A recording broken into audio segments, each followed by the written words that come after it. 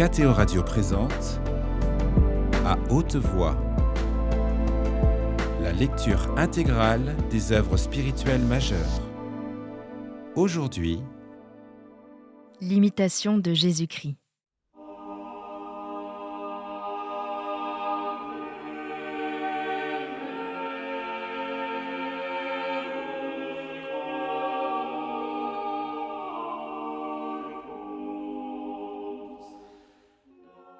Livre 1er. Avis utile pour entrer dans la vie intérieure. Chapitre 1er. Qu'il faut imiter Jésus-Christ et mépriser toutes les vanités du monde. Celui qui me suit ne marche pas dans les ténèbres, dit le Seigneur. Ce sont les paroles de Jésus-Christ, par lesquelles il nous exhorte à imiter sa conduite et sa vie, si nous voulons être vraiment éclairés et délivrés de tout aveuglement du cœur. Que notre principale étude soit donc de méditer la vie de Jésus-Christ. La doctrine de Jésus-Christ surpasse toute doctrine des saints. Et qui posséderait son esprit, y trouverait la manne cachée. Mais il arrive que plusieurs, à force d'entendre l'Évangile, n'en sont que peu touchés, parce qu'ils n'ont point l'esprit de Jésus-Christ. Voulez-vous comprendre parfaitement et goûter les paroles de Jésus-Christ ? Appliquez-vous à conformer toute votre vie à la sienne. Que vous sert de raisonner profondément sur la Trinité si vous n'êtes pas humble et que par là vous déplaisiez à la Trinité ? Certes, les discours sublimes ne font pas l'homme juste et saint, mais une vie pure rend chair à Dieu. J'aime mieux sentir la componction que d'en savoir la définition. Quand vous sauriez toute la Bible et toutes les sentences des philosophes, que vous servirait tout cela sans la grâce et la charité ? Vanité des vanités, tout n'est que vanité, or aimer Dieu et le servir lui seul. La souveraine sagesse est de tendre au royaume du ciel par le mépris du monde. Vanité donc, d'amasser des richesses périssables et d'espérer en elles. Vanité d'aspirer aux honneurs et de s'élever à ce qu'il y a de plus haut. Vanité de suivre les désirs de la chair et de rechercher ce dont il faudra bientôt être rigoureusement puni. Vanité de souhaiter une longue vie et de ne pas se soucier de bien vivre. Vanité de ne penser qu'à la vie présente et de ne pas prévoir ce qui la suivra. Vanité de s'attacher à ce qui passe si vite et de ne pas se hâter vers la joie qui ne finit point. Rappelez-vous souvent cette parole du sage : « L'œil n'est pas rassasié de ce qu'il voit, ni l'oreille remplie de ce qu'elle entend. » Appliquez-vous donc à détacher votre cœur de l'amour des choses visibles, pour le porter tout entier vers les invisibles. Car ceux qui suivent l'attrait de leurs sens souillent leur âme et perdent la grâce de Dieu.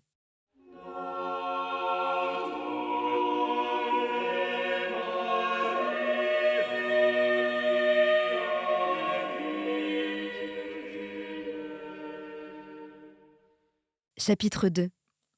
Avoir d'humbles sentiments de soi-même.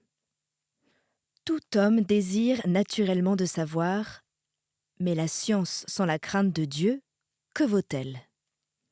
Un humble paysan qui sert Dieu est certainement fort au-dessus du philosophe superbe qui, se négligeant lui-même, considère le cours des astres. Celui qui se connaît bien se méprise et ne se plaît point aux louanges des hommes. Quand j'aurai toute la science du monde, si je n'ai pas la charité, à quoi cela me servirait-il devant Dieu qui me jugera sur mes œuvres ?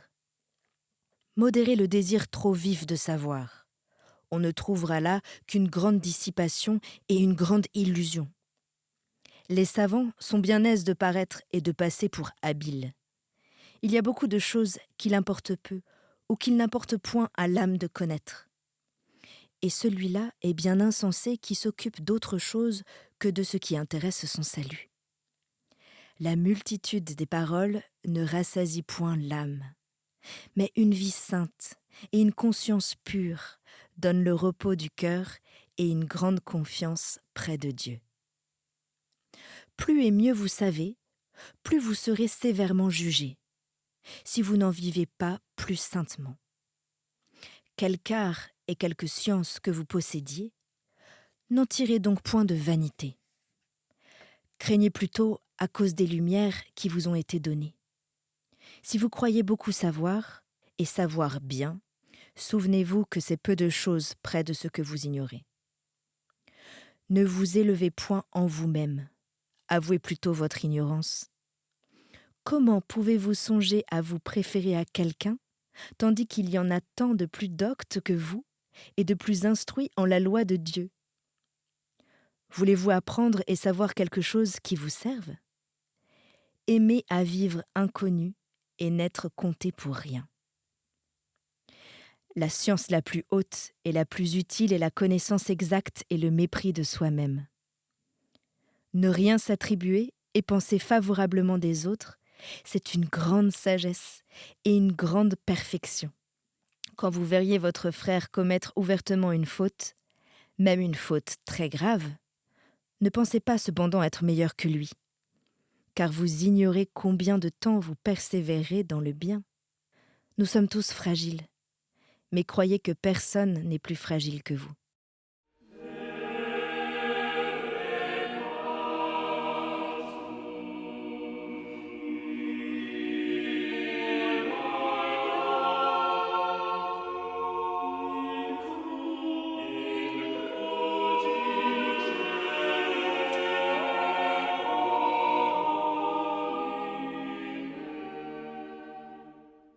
Chapitre 3. De la doctrine de vérité. Heureux celui que la vérité instruit elle-même, non par des figures et des paroles qui passent, mais en se montrant telle qu'elle est. Notre raison et nos sens voient peu, et nous trompent souvent. À quoi servent ces disputes subtiles sur des choses cachées et obscures, qu'au jugement de Dieu, on ne vous reprochera point d'avoir ignoré? C'est une grande folie de négliger ce qui est utile et nécessaire pour s'appliquer curieusement à ce qui nuit. Nous avons des yeux et nous ne voyons point. Que nous importe ce qu'on dit sur les genres et sur les espèces? Celui à qui parle le Verbe éternel est délivré de bien des opinions. Tout vient de ce Verbe unique. De lui procède toute parole. Il en est le principe, et c'est lui qui parle en dedans de nous. Sans lui, nulle intelligence. Sans lui, nul jugement n'est droit.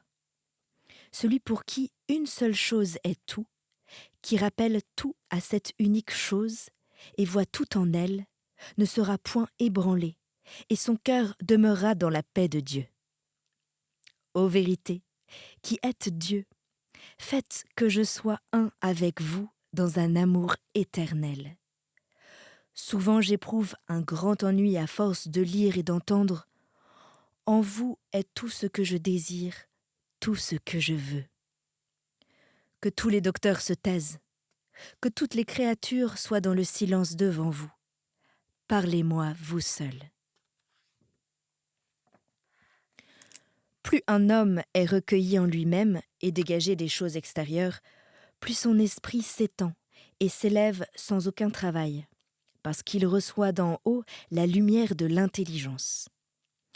Une âme pure, simple, ferme dans le bien, n'est jamais dissipée au milieu même des plus nombreuses occupations, parce qu'elle fait tout pour honorer Dieu, et que, tranquille en elle-même, elle tâche de ne se rechercher en rien.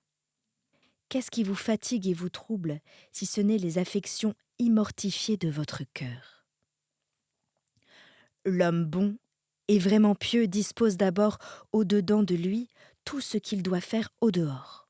Il ne se laisse point entraîner, dans ses actions, au désir d'une inclination vicieuse, mais il les soumet à la règle d'une droite raison. Qui a un plus rude combat à soutenir que celui qui travaille à se vaincre? C'est là ce qui devrait nous occuper uniquement. Combattre contre nous-mêmes, devenir chaque jour plus fort contre nous, chaque jour faire quelques progrès dans le bien. Toute perfection dans cette vie est mêlée de quelque imperfection. et nous ne voyons rien qu'à travers une certaine obscurité. L'humble connaissance de vous-même est une voie plus sûre pour aller à Dieu que les recherches profondes de la science. Ce n'est pas qu'il faille blâmer la science, ni la simple connaissance d'aucune chose, car elle est bonne en soi, et dans l'ordre de Dieu. Seulement, on doit préférer toujours une conscience pure et une vie sainte. Mais, parce que plusieurs s'occupent davantage de savoir que de bien vivre, ils s'égarent souvent et ne retirent que peu ou point de fruits de leur travail. Oh, s'ils avaient autant d'ardeur pour extirper leurs vices et pour cultiver la vertu que pour remuer de vaines questions, on ne verrait pas tant de maux et de scandales dans le peuple, ni tant de relâchements dans les monastères. Certes, au jour du jugement, on ne nous demandera point ce que nous avons lu, mais ce que nous avons fait. Ni si nous avons bien parlé, mais si nous avons bien vécu. Dites-moi où sont maintenant ces maîtres et ces docteurs que vous avez connus lorsqu'ils vivaient encore, et qu'ils florissaient dans leur science. D'autres occupent à présent leur place, et je ne sais s'ils pensent seulement à eux. Ils semblaient, pendant leur vie, être quelque chose, et maintenant, on n'en parle plus. Oh, que la gloire du monde passe vite. Plût à Dieu que leur vie eût répondu à leur science. Ils auraient lu alors et étudié avec fruit. Qu'il y en a qui se perdent dans le siècle par une vaine science et par l'oubli du service de Dieu. Et parce qu'ils aiment mieux être grands que d'être humbles, ils s'évanouissent dans leurs pensées. Celui-là est vraiment grand, qui a une grande charité. Celui-là est vraiment grand, qui est petit à ses propres yeux, et pour qui les honneurs du monde ne sont qu'un pur néant. Celui-là est vraiment sage, qui pour gagner Jésus-Christ regarde comme de la boue toutes les choses de la terre. Celui-là possède la vraie science, qui fait la volonté de Dieu et renonce à la sienne.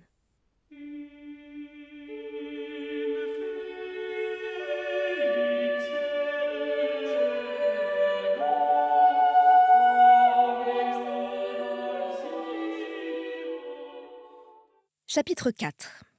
De la prévoyance dans les actions.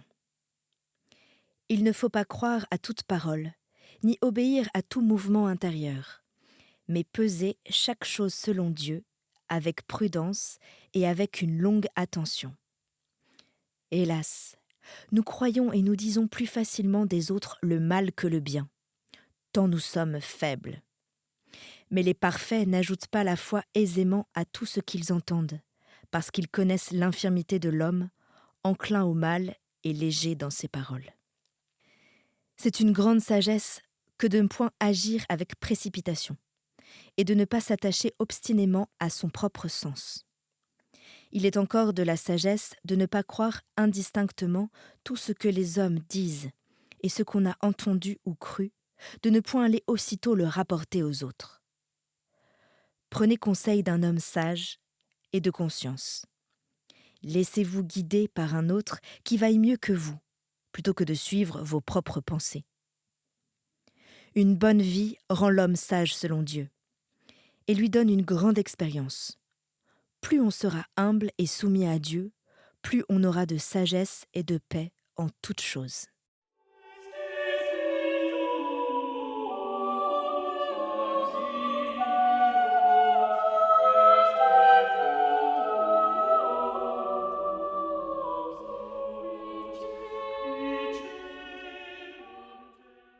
Chapitre 5. De la lecture de l'Écriture sainte. Il faut chercher la vérité dans l'Écriture sainte et non l'éloquence. Toute Écriture doit être lue dans le même esprit qui l'a dictée. Nous devons y chercher l'utilité plutôt que la délicatesse du langage. Nous devons lire aussi volontiers les livres simples et pieux que les livres profonds et sublimes. Ne vous prévenez point contre l'auteur, mais sans vous inquiéter s'il y a peu ou beaucoup de science, que le pur amour de la vérité vous porte à le lire. Considérez ce qu'on vous dit, sans rechercher qui le dit. Les hommes passent, mais la vérité du Seigneur demeure éternellement. Dieu nous parle en diverses manières et par des personnes très diverses. Dans la lecture de l'Écriture sainte, souvent notre curiosité nous nuit, voulant examiner et comprendre lorsqu'il faudrait passer simplement. Si vous voulez en retirer du fruit, lisez avec humilité, avec simplicité, avec foi, et ne cherchez jamais à passer pour habile.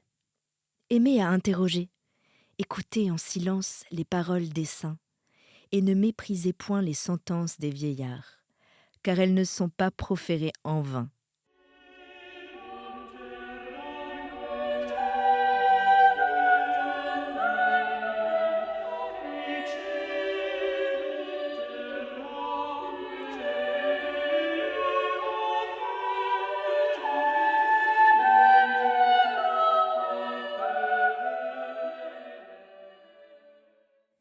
Chapitre 6. Des affections déréglées. Dès que l'homme commence à désirer quelque chose désordonnément, aussitôt il devient inquiet en lui-même.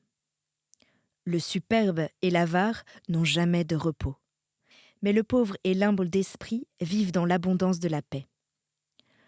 L'homme qui n'est pas encore parfaitement mort à lui-même est bien vite tenté, et il succombe dans les plus petites choses. Celui dont l'esprit est encore infirme, appesanti par la chair et incliné vers les choses sensibles, a grande peine à se détacher entièrement des désirs terrestres. C'est pourquoi, lorsqu'il se refuse à les satisfaire, souvent il éprouve de la tristesse, et il est disposé à l'impatience quand on lui résiste.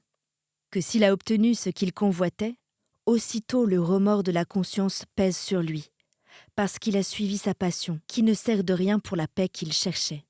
C'est en résistant aux passions, et non en leur cédant, qu'on trouve la véritable paix du cœur. Point de paix donc dans le cœur de l'homme charnel, de l'homme livré aux choses extérieures. La paix est le partage de l'homme fervent et spirituel.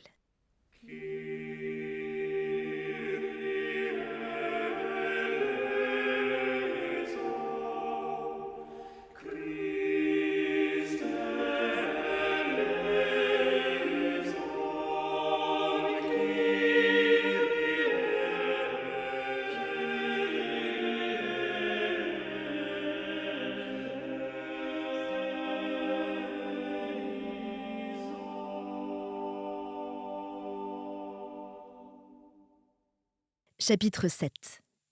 Qu'il faut fuir l'orgueil et les vaines espérances. Insensé celui qui met son espérance dans les hommes ou dans quelque créature que ce soit. N'ayez point de honte de servir les autres et de paraître pauvre en ce monde pour l'amour de Jésus-Christ. Ne vous appuyez point sur vous-même et ne vous reposez que sur Dieu seul. Faites ce qui est en vous et Dieu secondera votre bonne volonté.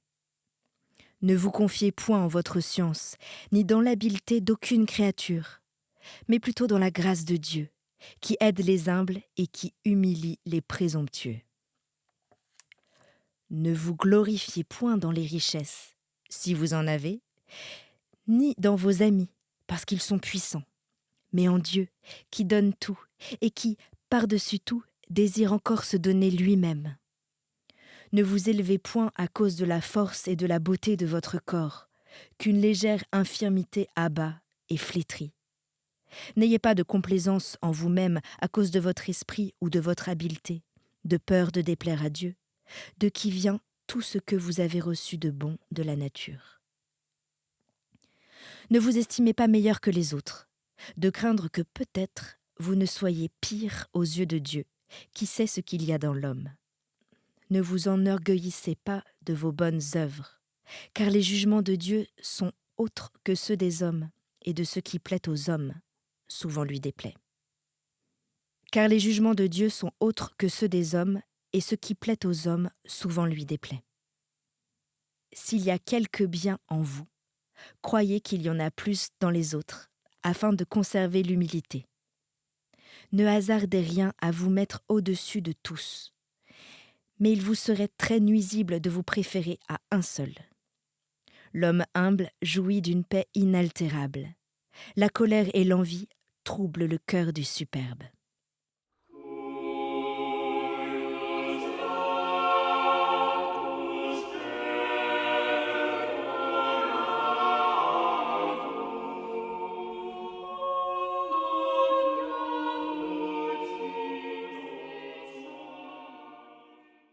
Chapitre 8. Évitez la trop grande familiarité.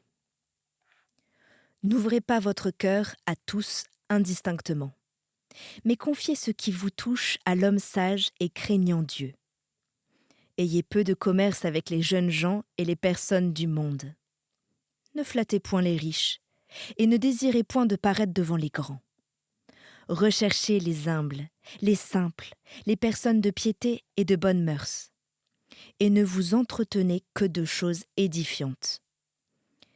N'ayez de familiarité avec aucune femme, mais recommandez à Dieu toutes celles qui sont vertueuses. Ne souhaitez d'être familier qu'avec Dieu et les anges, et évitez d'être connu des hommes. Il faut avoir de la charité pour tout le monde, mais la familiarité ne convient point.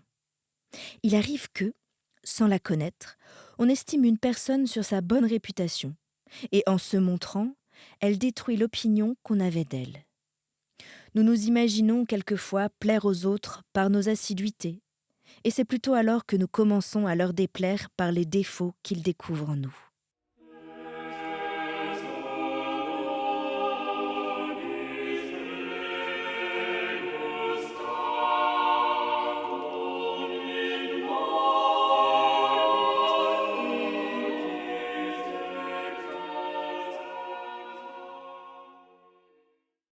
Chapitre 9. De l'obéissance et du renoncement à son propre sens. C'est quelque chose de bien grand que de vivre sous un supérieur, dans l'obéissance, et de ne pas dépendre de soi-même. Il est beaucoup plus sûr d'obéir que de commander. Quelques-uns obéissent plutôt par nécessité que par amour. Et ceux-là, toujours souffrants, sont portés au murmure. Jamais ils ne posséderont la liberté d'esprit, à moins qu'ils ne se soumettent de tout leur cœur à cause de Dieu. Allez où vous voudrez, vous ne trouverez de repos que dans une humble soumission à la conduite d'un supérieur. Plusieurs s'imaginant qu'ils seraient meilleurs en d'autres lieux, ont été trompés par cette idée de changement. Il est vrai que chacun aime à suivre son propre sens et a plus d'inclination pour ceux qui pensent comme lui. Mais si Dieu est au milieu de nous, il est quelquefois nécessaire de renoncer à notre sentiment pour le bien de la paix. Quel est l'homme si éclairé qu'il sache tout parfaitement ? Ne vous fiez donc pas trop à votre sentiment, mais écoutez aussi volontiers celui des autres. Si votre sentiment est bon, et qu'à cause de Dieu vous l'abandonniez pour en suivre un autre, vous en retirerez plus d'avantages. J'ai souvent ouï dire qu'il est plus sûr d'écouter et de recevoir un conseil que de le donner. Car il peut arriver que le sentiment de chacun soit bon. Mais ne vouloir pas céder aux autres, lorsque l'occasion ou la raison le demande, c'est la marque d'un esprit superbe et opiniâtre.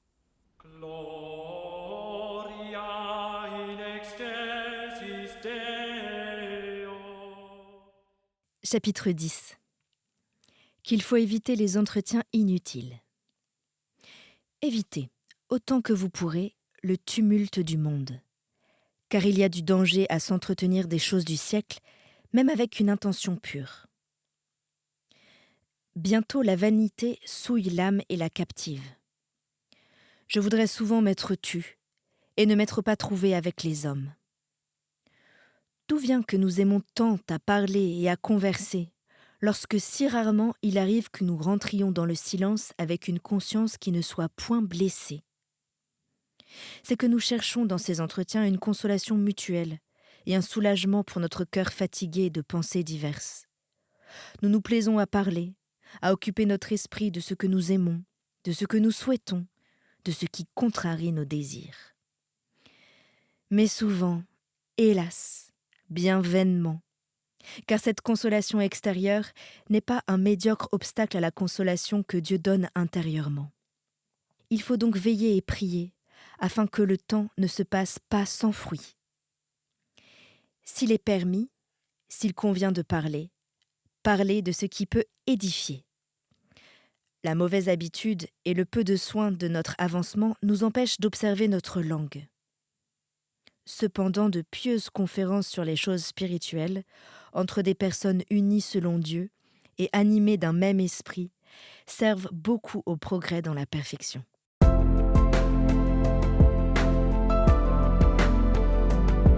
C'était À haute voix, une émission de KTO Radio. Aujourd'hui, l'imitation de Jésus-Christ. Lecture, Anne-Céline Pellarini.